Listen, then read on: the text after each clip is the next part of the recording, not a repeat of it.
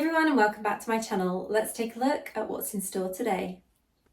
So obviously I filmed my intro before I got sick a few days ago, so I do apologise for how I sound in this video and how I've sounded in my videos all weekend, because I know it's not the best sound to listen to hear someone that's really congested and nasally, so apologies for that. So for today's video, we're going to be attempting Challenge Rift 290. Now, it's been a little while since I posted a Challenge Rift video, and I don't really ever make specific builds for Challenge Rift. I kind of just go with what my current DPS build is and then swap in ice armor just so that I have that form of defense. Now, I am below the required combat rating for this, so I'm taking 130% more damage and I'm dealing 56% less damage. So obviously this is going to be a little bit difficult for me to complete. I know that it's not as big as some of the other videos that you might have seen from other players or from myself before, but it is still going to be a little bit of a challenge. Well, so far so good. We're a few seconds in and we've managed to not die, so that is definitely a positive. Now we have another group of blues here, so this is always helpful. It's really annoying when you enter one of these rifts and you can't see any blues, any elites anywhere at all, because obviously by defeating them it does make it a lot quicker to progress, and that's ideally what you want, to be able to get a good time and a good score for Challenge Rift. Now, normally I would take a little bit of time and keep entering and exiting rifts to find one that was decent, but I thought I would just film my first attempt for this basically. I thought we'd just go with whichever rift came up first. This one isn't the worst. These monsters aren't the most awful ones, however the ones with the spears can be a little bit of a nightmare. Now, one thing I'm not sure if everyone is aware of, but you can actually use these fire mechanisms in these rifts. So you can release them like the one that was against the wall in the corner there, and that will actually put damage on to the mobs if they go in front of it, so it will actually set them on fire. I'm not sure how many people are aware of that and how many people actually make use of it in these rifts, but it can be really handy at times, especially if like just then you're really close to losing your life and you have a huge amount of mobs heading towards you. Just release that fire mechanism and it will actually put some damage onto those monsters for you. So we're just under 2/3 of the way through this rift, and so far we're not doing too badly. I'm hoping I'm not going to die. I've kind of lured too many monsters towards me there, yeah. And I've had my first death, but it's not the end of the world. We have plenty of time on the clock still, and I'm just going to pull them back this way again, I think, to clear through them. I was hoping that I'd be able to get through all of them so that I could get to hopefully some more elites if there were any more further on in the rift. Got another frenzied orb here, so we're going to grab that.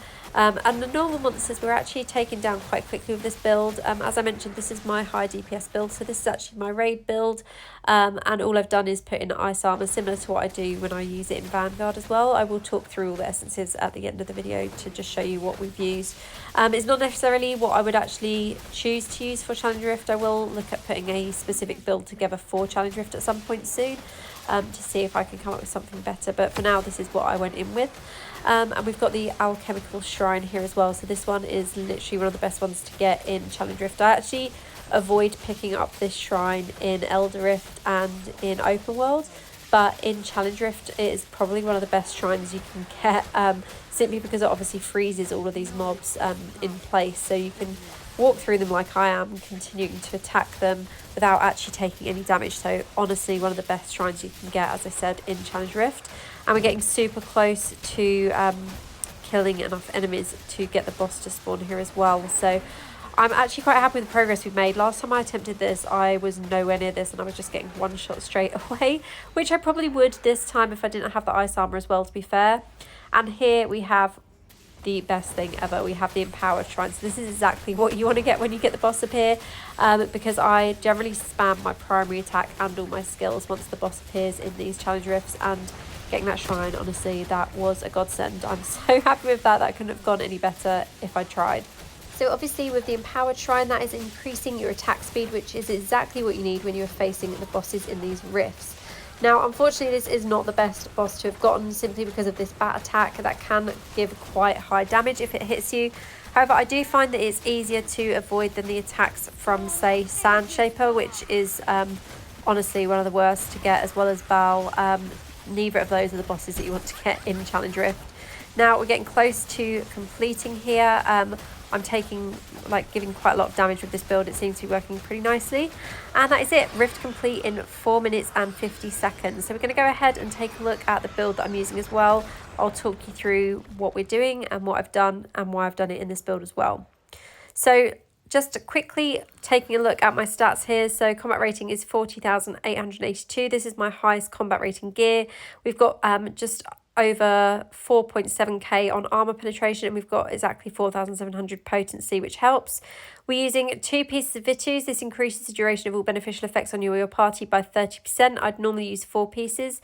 I'm using 4 pieces of Grace, so all continual damage, channel damage, and persistent ground damage increased by 15%. And each time you damage an individual enemy 5 times, you'll do 18,631 additional damage to that enemy. Now, the reason I've not got 4 pieces of Vitus is because I've got 2 pieces of Angmet, so this increases the duration of your Ignite status by 30%. The reason I'm using that is for combat rating only.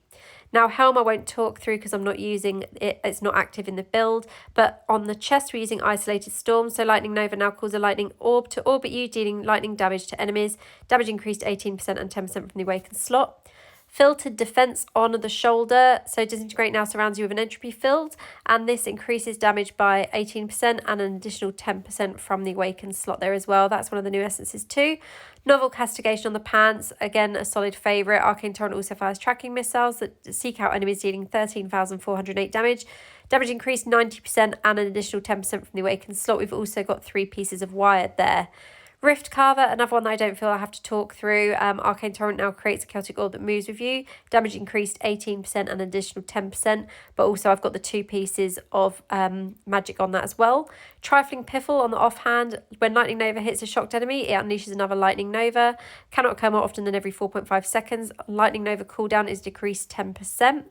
We've got Radiant Splines on the alternate main hand. When Lightning Nova deals a critical hit, it emits a charge bolt that deals 12,048 damage. Can occur more often than once every 1 second, and damage is increased 90%. And Hailstone on the alternate offhand for the ice armor, so that gives you the 6 hits of immunity, and that is the only reason I'm using that. That's the only essence I'm using on ice armor. As I mentioned, the Helm essence is not active in this build because unfortunately there's no essences that work with the skills we've got equipped. Using the Slinger Paragon tree with the skills I normally have active, and we've also got the Lightning Rod legendary skill active. So dealing damage to an enemy 10 times within 3 seconds causes lightning to strike them, dealing damage to all nearby enemies as well. Now, resonance, we've got 4,000 resonance. We're using Blood-Soaked Jade. We're using Starfire Shard, Roiling Consequence, Pain Clasp, Seeping Bow, Bottled Hope, Wolfhort, and also Mother's Lament. And then lastly, Warband, we're using the attacker buff, so damage done is increased by 3.5%. And we're using this again for the increased critical hit chance, as you can see here from the different remnants that we've got equipped. So that is it from me today. I hope you've enjoyed this video. If I do 291, I will make another one. But that's it from me. Have a great day.